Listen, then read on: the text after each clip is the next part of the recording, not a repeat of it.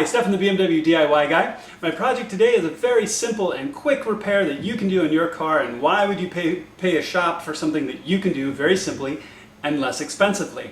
So the work today is on a 2006 E83 X3 that's starting to show signs that it probably has a failing ignition coil.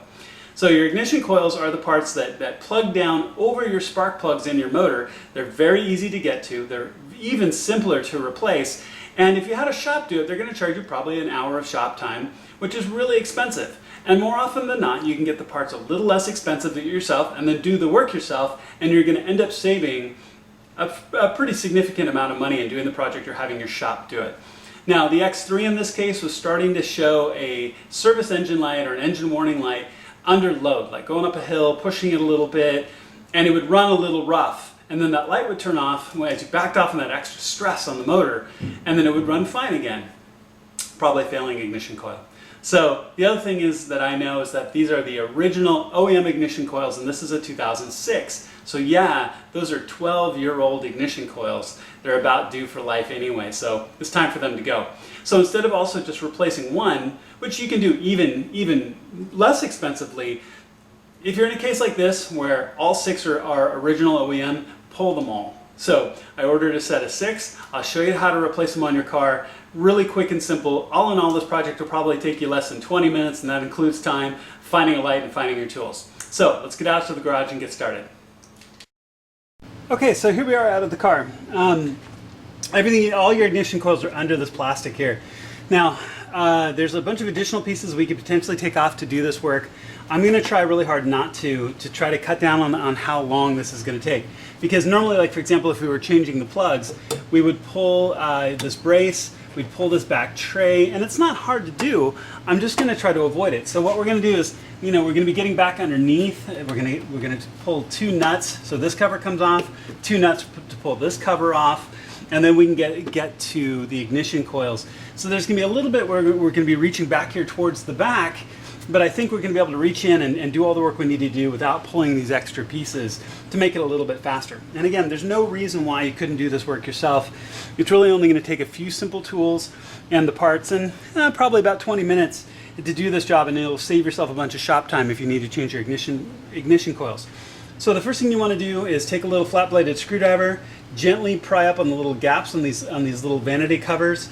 These will pop off. There's one each in the back, one each here, and then you've got 10mm nuts underneath.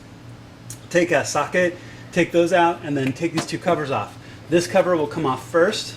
Take off your oil cap to get this off, and then make sure to put this back on once you pull this cover off. That way you don't have anything that falls into your motor, which would be bad. So, really simple to do, and I'll show the first couple right here in front, and then I'll take off all the rest, and then we'll get to the ignition coils. I'll show you what to do next. Okay, so let's show this first part. So again, you can use a small flat-bladed screwdriver. Just pry up gently underneath, and these come up. Set them aside in a safe spot. I've dropped these before, and they're cheap to replace. They're a couple of dollars, and maybe you don't really care. But I do. I like the way it looks to actually have them in place. So make sure that you don't drop them down into your motor. Dropping them is just a hassle. So like I said, you've got 10mm here and 10mm here. So for both of the fronts, and like I said, there's front and rear. We'll just show taking this front off, the 2 fronts off first. So these were just finger tight, so I just broke them open or loosened them up with the ratchet. And this is a bolt, as you can see. And this one's out. And actually this one was loose for some reason. So I will figure out what's going on with that one. The back one on this, because you should have a second one, you should be able to see right here. And as you can see, the cover's in place, but the bolt is not, which was interesting because I know it was definitely there before. So we've got the second one here. And again, be really careful not to drop things. It's really kind of a drag when you do. And you can spend a bunch of time on a job that would just take minutes. You'll end up dropping something and it'll take you hours to go find it. So I'm going to reach back underneath, use my screwdriver to pop the little cover on the other one, pull that, like I said, remove this, and then this cover will come off and we'll have access to the ignition coils. Really easy. Alright, so this is a very simple process, and we're more than halfway done just by pulling those 2 covers off. Pulled the 2 bolts here, pulled this cover off, pulled the 2 nuts here, remove the cap, pull this cover off, but like I said, put the cap back on to make sure you don't drop anything in here. Make sure to avoid that. Now your coils are really easy, your ignition coils are really easy to get off. You'll see all 6 of them right here in a row. And in this case, we probably have a number 5 that's starting to misfire a little bit. So the right idea is they're all of the same age. So I'm just going to replace them all. So I've got the Bosch ignition coils. Now to pull the coil itself, you can see that there's this little flip lock lever right here and you pull it up. Now sometimes these can be really, really stiff. And if so, at times I've had to very gently put a blade of a screwdriver underneath to lift up that little locking lever. Okay, so if it's stiff, just be gentle with it. Lift it up, and then the plug comes out. You can see the plug is out. Now, the other thing is that sometimes these ignition coils, which now are pressed down onto your spark plug, can be a little stiff.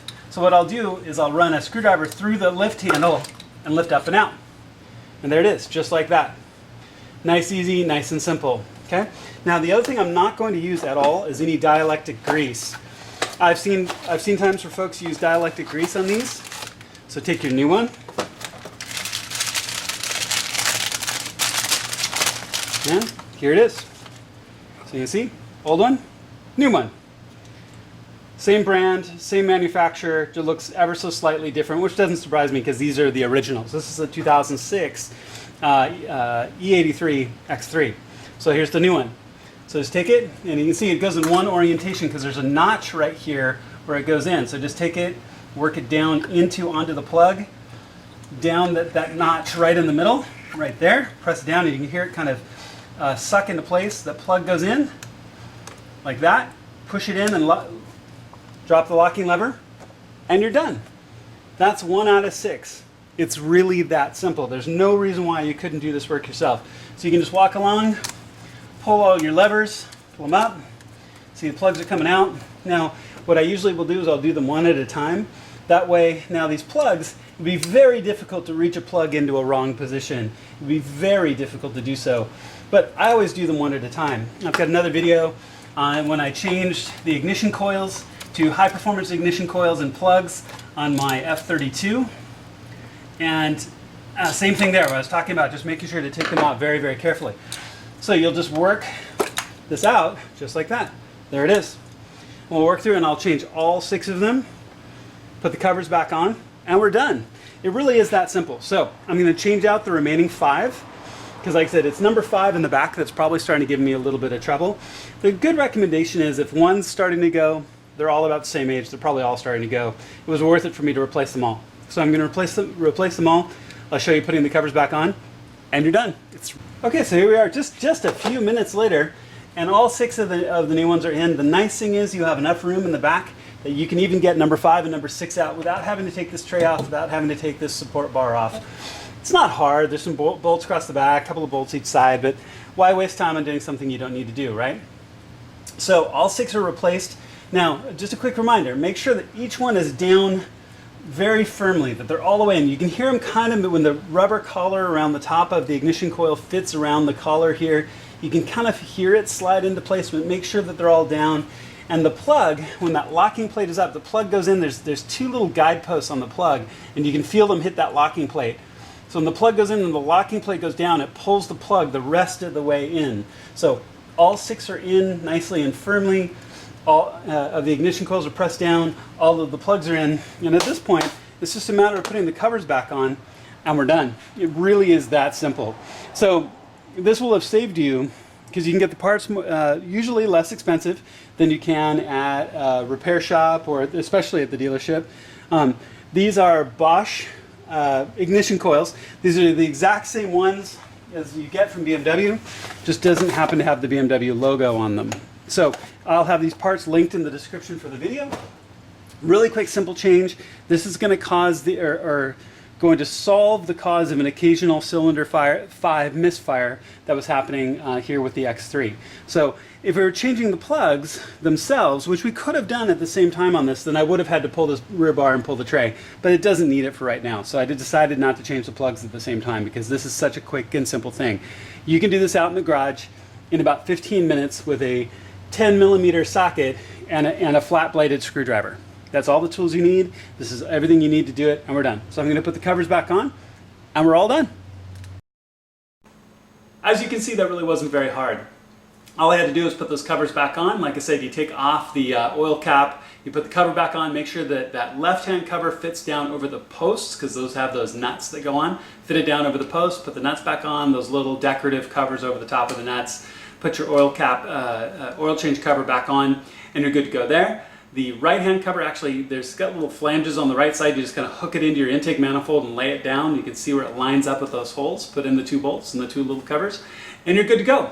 So took the car for a quick drive, ran absolutely beautifully, no more issues coming off of what I think was probably cylinder 5. So this was a really positive change for the car. I don't think it'll improve gas mileage or anything else like that. It's just going to prove that I won't get a warning anymore under load. And it was needed to be done anyway. Like I said, these are 12-year-old OEM ignition coils that will eventually wear out, so they were definitely due to be changed. So the parts, if you need to do this, the parts for this specific car, always check for your own car to make sure you get the correct components. It's really not that hard. You go to a million different sites, make sure you pick the right different car. You can also go to realoem.com and look up the original manufacturer part numbers as well. I'll have the parts listed for this in the description down below. Now, if you like what you've seen, please click subscribe. It makes a huge difference to me and my channel. I really appreciate all the support and the great questions and people that I've talked to over the years, and I look forward to seeing you on my next video.